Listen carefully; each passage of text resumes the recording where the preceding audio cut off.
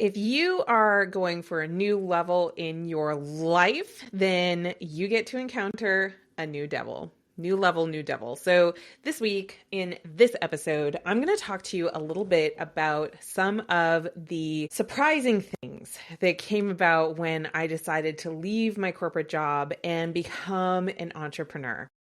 If we haven't met yet, my name's Amanda Kaufman, and I help coaches to launch and scale their successful coaching businesses. And oh my goodness, the world that we find ourselves in today. You know, I started this podcast probably 5 years ago. I've been doing the business thing and spending at least all my weekends and evenings and mornings on it for close to a decade. And I'm always re-anchored or surprised as new people are joining every single day. Tens of thousands of coaches join the industry every single year. But I'm often reminded of some of those things I thought early on and how I've had to change my mind. The number one thing is around your perfectionism. So I used to say, I am such a perfectionist, and I would be very dramatic about it. You know, that's just sort of my way. But I would get really stuck on what is the one best way to do the thing. I think some of it comes from being an oldest child, being somebody who really appreciated, earning grades and stuff in school. So I think the thing is like when you're earning a grade, usually there is a right answer. You know, there's this mathematical certain outcome that you can follow to get the big result. And here's the rude truth. You can be successful so many different ways. So many different ways. Nowadays, everybody thinks, oh, I have to post to social media and then I'll be a famous coach. Or I need to start a podcast or a show and then I'll be a great coach. Or I need to, earn my fame somehow. I need to get onto stages and I need to have a big social following, or I need to write a book and then I will be an amazing, coach, expert. Somebody will want to hire me. And here's the radical truth of it all. And this is after me trying so many different paths, trying so many different ways to market, so many different ways to do this thing. They all work.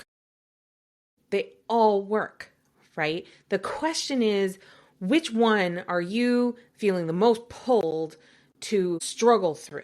Because although they all work, whether you're becoming an author first, or a speaker first, or a coach first, or a course creator first, or a freelancer first, whatever your thing is as an expert, whatever you lead with, that's just the thing you chose. There is no one right answer and best way. And when I very first started out, I was hearing it was almost like being caught in a fight all the time.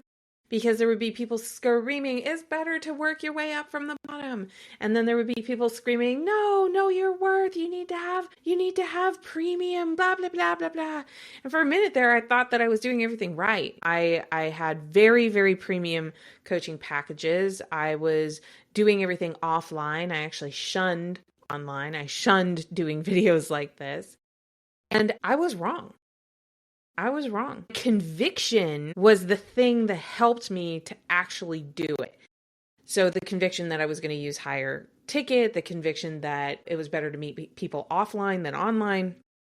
That's what made it work. It was the conviction behind it. It wasn't necessarily the strategy. And let me tell you how I knew I was wrong. I was hustling, like a lot of entrepreneurs do. And I would go to a lot of events. I'd go to a lot of seminars. I'd go to a lot of conferences. And that's where I would meet people who I would then invite into conversation. And then we would escalate into a consult, and bada bing, bada boom, I've got a nice full coaching practice, which is just awesome.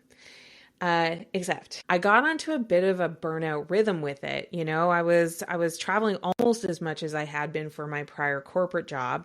And I was recently a mother of now 4 kids. And I got to the end of the year and I had forgotten to book a ticket to a seminar that I planned to go to. And not only that, I forgot to book the seminar ticket. So it's like I was running so hard, I was just burnt to a crisp. So for that month, my major opportunity for generating new business just vaporized. It disappeared. And I had to do something about it. So I decided to choose a different strategy. So the different strategy that I chose at that time was to do a webinar. Now, again, Webinars work, VSLs work, DM setting works, organic content works. It all works. All of it works.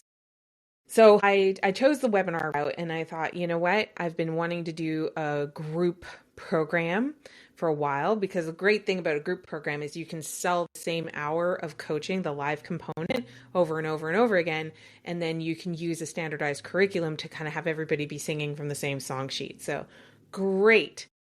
So I launched the thing, and wouldn't you know it, I succeeded that way too.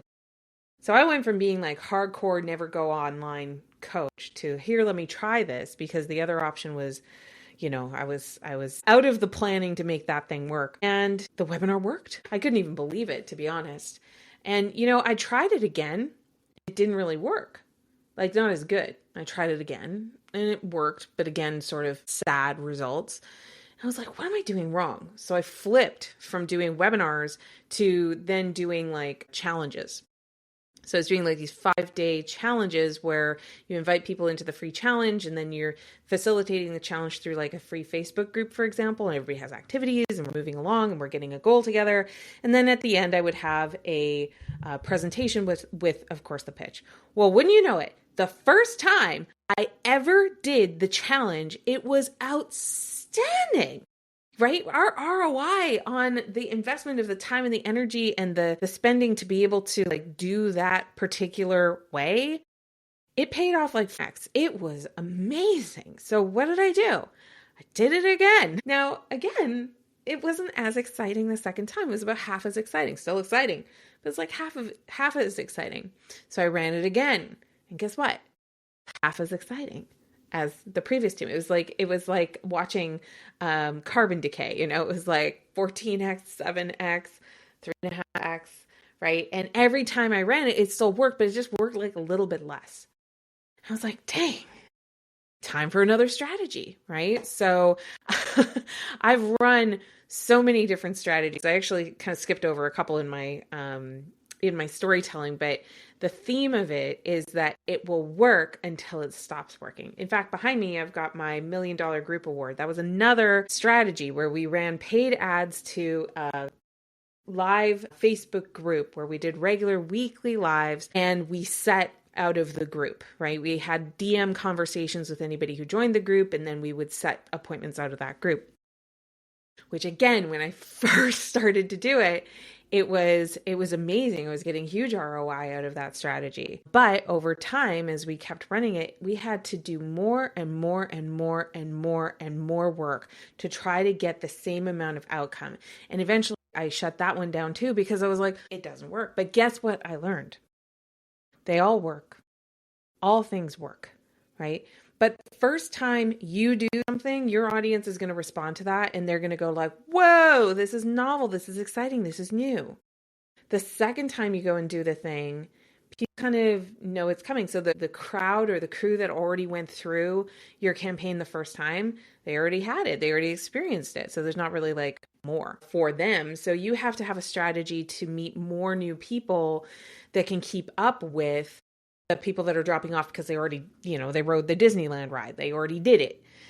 So I share this all with you because it took me trying several different forms of marketing to realize that there's novelty every time you do it for the first time. And eventually you can actually deplete and exhaust your audience or your list. And so then that means the results you're getting, even though you're following the same exact process, they're not going to have the same outcomes. In the case of the Facebook community strategy, the cost of advertising just kept rising, right? It was rising from the day I started, because that's actually a truism in online marketing, is that the cost of impressions is always rising.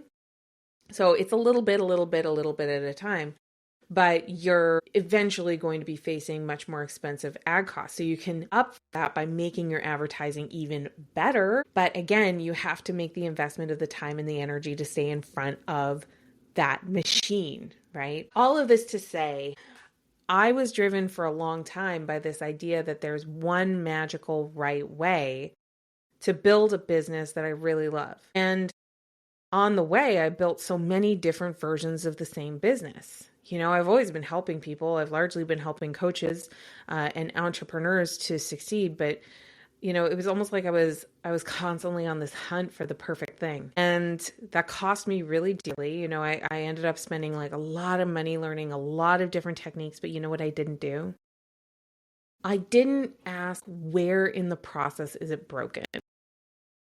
I threw out the whole process.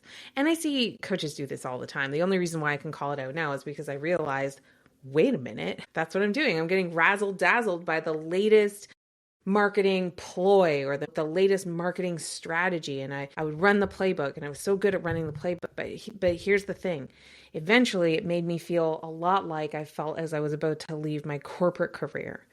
You see, in corporate, same thing. I started to really feel like I was this playbook, like I was just going through the motions and just checking all these boxes. And I was always looking for a better playbook, and I would run the playbook, but I never felt like I was writing it.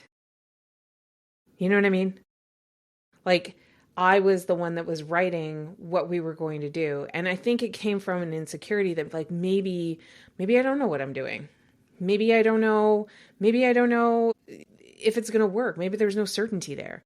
And what I later realized is I'm like, yeah, no one knows. Like those people that are selling you the exact blueprint of exactly what to do, you're going to get initial success, and then it's not going to work anymore. And you're going to wonder what the hell is wrong with you. And I'm here to say, nothing's wrong with you. You were given a recipe that you can use, and depending on the size of your audience or depending on your messaging, depending on the appeal that you have, your audience is going to interact with that campaign, with those steps that you've been given. And once they've seen it, it's been seen. Once they've seen it, it's been seen. So, I've been really interested in marketing, thank God, right? Like I wouldn't have figured out what I figured out so much along the way if I didn't have like a deep interest in it. But one of my favorite marketing books is by Bill Glazer. I actually know his daughter, Mara Glazer. She taught me the foundations of my direct response style copywriting, my email copywriting. Like I can write the way I do because of Mara Glazer. But her dad was also like, he was an incredible direct response marketer, and his book was called Outrageous Marketing. And like the big main thesis of the thing is do something that's unexpected. So if you're buying marketing programs from people, here's my biggest tip. Do buy the program. I know that sounds counterintuitive. I was just saying like there's so many different ways that you can market your business and they all work. That being said, there's a skill to the marketing. There's a skill to understanding like here's how much you can ask for at a time, and here's how to build a real customer journey, and here's how to go, here's how to structure it all. The structural part of your marketing, I recommend that you enroll in some programs. So, and maybe even do one that is about maybe something that's running advertising. Do one that's maybe about how to do really good webinars. Like mix it up, shake it up. Like try the different methods, learn from different people. But what you're really wanting to know is you're really wanting to know the core skills of marketing. And this idea of outrageous advertising or outrageous marketing is, okay, now I know the core fundamentals. I've run the playbook. I've done the basics. I see that it works. I believe in it. I understand. Now, how can I shake it up? How can I break it up? How can I make this something that is not aligning to a playbook or a perfectionistic standard, but rather is something that is creative, unexpected, and of my own design, right? And that is so freeing in so many ways. Let me list the ways, right? It's freeing because you're not feeling guilty because you're not perfect, right? You let go of the idea that there ever was a perfect, because there isn't a perfect. I just told you, like, you can run the playbook. It'll work so super well. The next time you run it, it's going to work a little less well, a little less well, a little less well. And even if you've got, paid advertising, there's no campaign that I am aware of. Wait, there's one. Generally, no campaign that I'm aware of that stays largely the same over time. The one that occurred to me was actually the campaign of like getting people into churches and religion, right? So that one is like, here's your Bible, and that's like the oldest long form sales letter in circulation, I think. But apart from that, name a brand that their advertising strategy, their marketing strategy, their visibility strategy hasn't shifted at all. You can't do it, right? Because novelty is a big part of this. And the other thing is that our world has changed so much. With the pandemic, everybody went home, and then the number of views that a person consumes, it went up like 3 to 4x. So people are consuming more, but they are also less patient. So they're consuming more, but they're flicking faster through the stuff. And what that means is that your stuff, if it's going to actually survive, it needs to stand out. It's got to be like a little outrageous. So all of that to say, welcome to my blog. When it comes to attracting clients, I do recommend that you have a CRM.